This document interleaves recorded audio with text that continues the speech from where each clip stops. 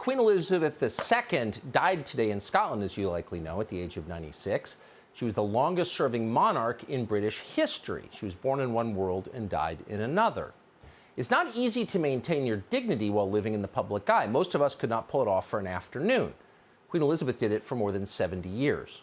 I want to ask you all, she wrote shortly before her coronation in 1953, whatever your religion may be, to pray for me on that day, to pray that God may give me wisdom and strength to carry out the solemn promises I shall be making, and that I may faithfully serve him and you all the days of my life.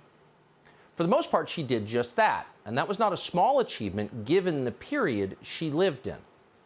The week that Elizabeth was coronated, Edmund Hillary, a British subject from New Zealand, a beekeeper, became the first man in history to summit Mount Everest.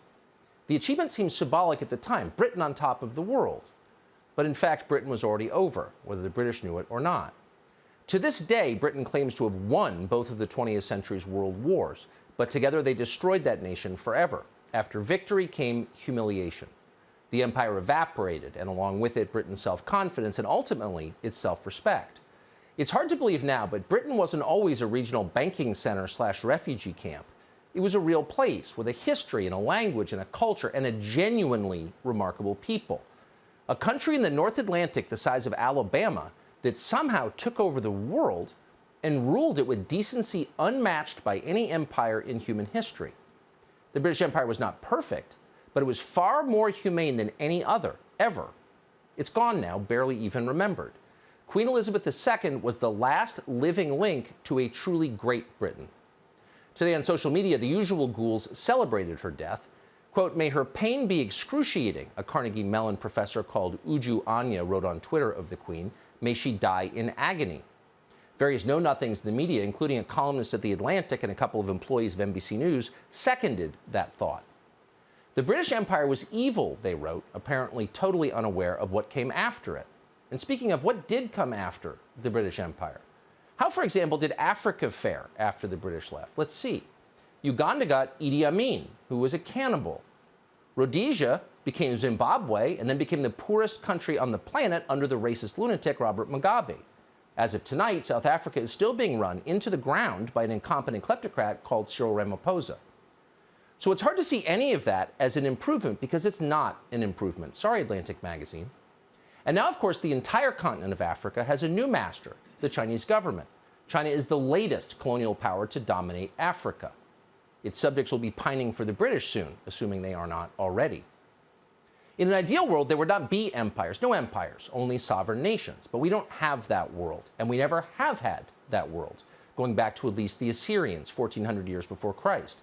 In the real world, the one that we live in, strong countries dominate weak countries, and that trend shows no sign of changing.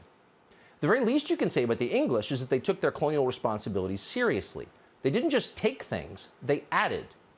When the U.S. government withdrew from Afghanistan after 20 years, we left behind airstrips, shipping containers, and guns. When the British pulled out of India, they left behind an entire civilization, a language, a legal system, schools, churches, and public buildings, all of which are still in use today. Here's the train station the English built in Bombay, for example.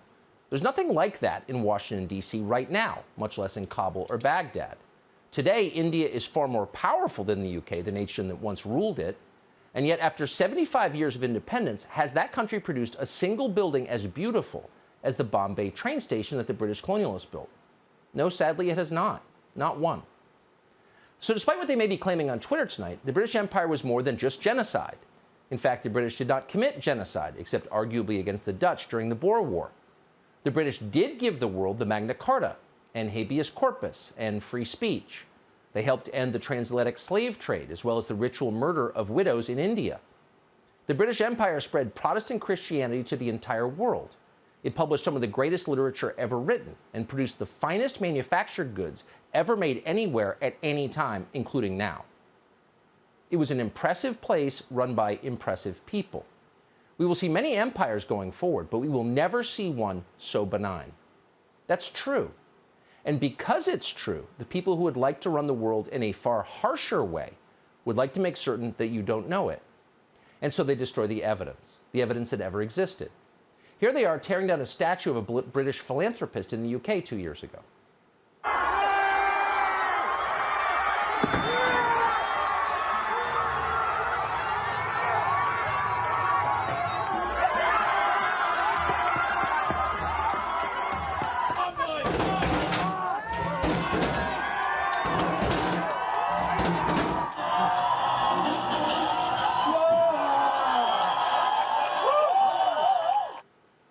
Destroy the statue, erase the memory.